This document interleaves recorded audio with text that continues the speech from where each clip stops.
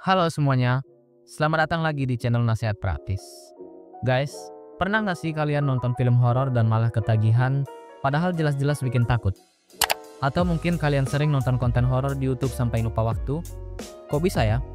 Nah, hari ini kita bakal bahas ini bareng-bareng, jadi siap-siap merinding. Di video kali ini, kami bakal bongkar rahasia kenapa konten horor selalu booming di Indonesia. Dari kepercayaan mistis yang udah mendarah daging, sensasi deg-degan yang bikin ketagihan, sampai trik storytelling yang bikin kita nggak bisa berhenti nonton. Konten horor itu bukan sekedar hiburan, tapi udah jadi bagian dari budaya kita. Jadi, kalau kalian penasaran kenapa genre ini selalu laris manis, tonton video ini sampai habis.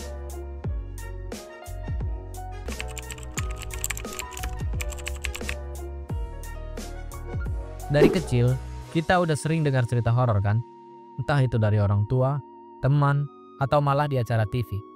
Setiap daerah di Indonesia punya urban legend masing-masing. Ada wewe gombel, kuyang, sundel bolong, sampai pocong.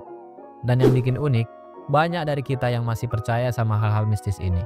Makanya, pas nonton film horor yang ceritanya ngangkat budaya lokal, rasanya lebih real, lebih deket, dan tentu aja lebih seret.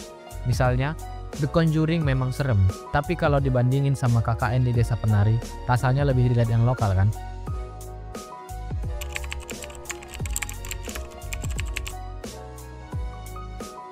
Pernah gak sih kalian takut tapi tetap lanjut nonton?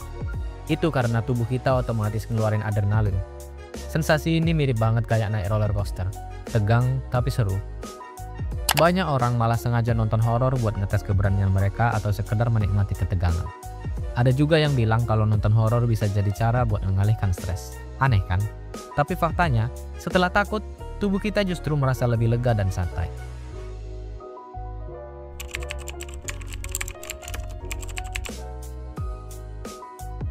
Nah, kalau dari sisi industri, horor itu ibarat tambang emas guys. Kenapa?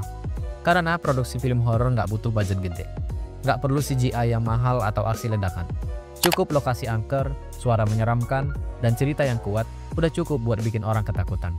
Contohnya, KKN di Desa Penari yang cuma modal 15 miliar, tapi sukses besar dengan pendapatan lebih dari 400 miliar. Nggak heran banyak rumah produksi atau YouTuber yang rajin bikin konten horor karena untungnya gede banget.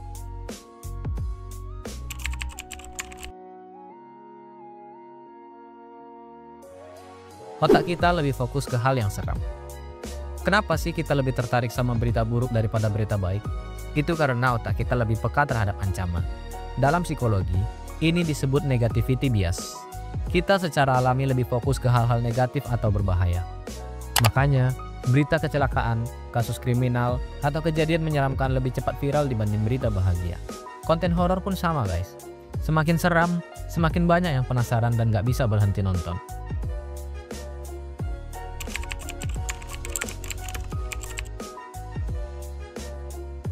Jujur aja, kalau sebuah cerita horor cuma serem tapi nggak ada storytelling yang menarik, pasti bakal membosankan. Nah, ini yang bikin beberapa YouTuber horor sukses besar.